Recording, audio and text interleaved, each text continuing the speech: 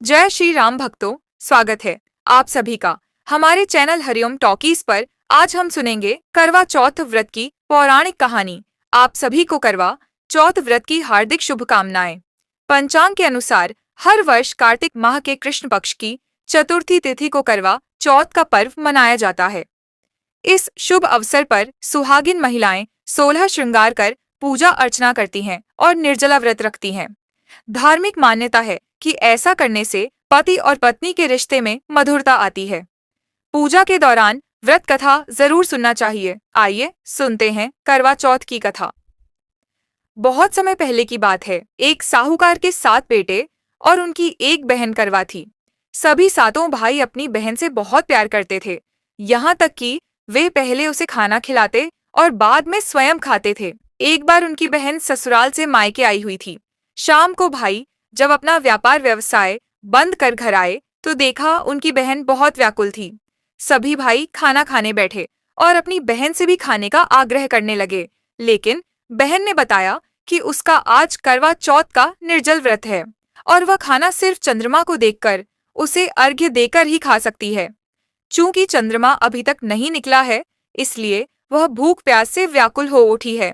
सबसे छोटे भाई को अपनी बहन की हालत देखी नहीं जाती और वह दूर पीपल के पेड़ पर एक दीपक जलाकर चलने की ओट में रख देता है। दूर से देखने पर वह ऐसा प्रतीत होता है कि जैसे चतुर्थी का चांद उदित हो रहा हो। इसके बाद भाई अपनी बहन को बताता है कि चांद निकल आया है, तुम उसे अर्घ्य देने के बाद भोजन कर सकती हो। बहन खुशी के मारे सीढ़ियों पर चढ़कर चांद को देखती है, उसे अर्घ्य देकर खाना खाने बैठ जाती है। वह पहला टुकड़ा मुंह में डालती है तो उसे छींक आ जाती है, दूसरा टुकड़ा डालती है तो उसमें बाल निकल आता है और जैसे ही तीसरा टुकड़ा मुंह में डालने की कोशिश करती है तो उसके पति की मृत्यु का समाचार उसे मिलता है। वह बौखला जाती है। उसकी भाभी उसे सच्चाई से अवगत कराती है कि उसके साथ ऐसा क्यों हुआ। करवा चौथ का व्रत गलत तरीके से टूटने के कारण देवता उससे नाराज हो गए हैं और उन्होंने ऐसा किया है। सच्चाई जानने के बाद करवा निश्चय करती है कि वह अपने पति का अंतिम संस्कार नहीं होने देगी और अपने सतीत्व से उन्हें पुनर्जीवन दिलाकर रहेगी। वह पूरे 1 साल तक अपने पति के शव के पास बैठी रहती है, उसकी देखभाल करती है। उसके ऊपर उगने वाली सुईनुमा घास को वह एकत्रित करती जाती है। 1 साल बाद फिर करवा चौथ का दिन आता है। उसकी सभी भाभियां करवा चौथ का व्रत रखती हैं। जब भाभियां उससे आशीर्वाद लेने आती हैं तो वह प्रत्येक भाभी से यम सुई ले लो, पिय सुई दे दो, मुझे भी अपनी जैसी सुहागिन बना दो, ऐसा आग्रह करती है। लेकिन हर बार भाभी उसे अगली भाभी से आग्रह करने का कह चली जाती है। इस प्रकार जब 6ठे नंबर की भाभी आती है तो करवा उससे भी यही बात दोहराती है।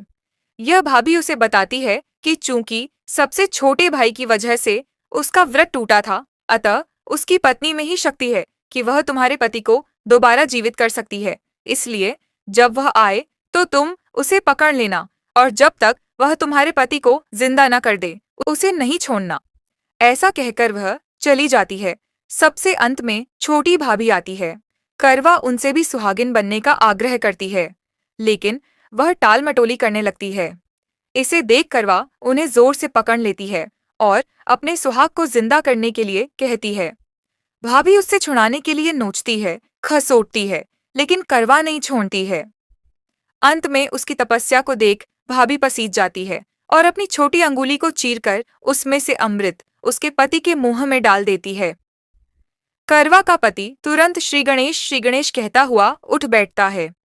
इस प्रकार प्रभु कृपा से उसकी छोटी भाभी के माध्यम से करवा को अपना सुहाग वापस मिल जाता है। हे श्री गणेश, माँ गौरी जिस प्रकार करवा को चिर सुहागन का वरदान आपसे मिला है, वैसा ही सब सुहागिनों को मिले।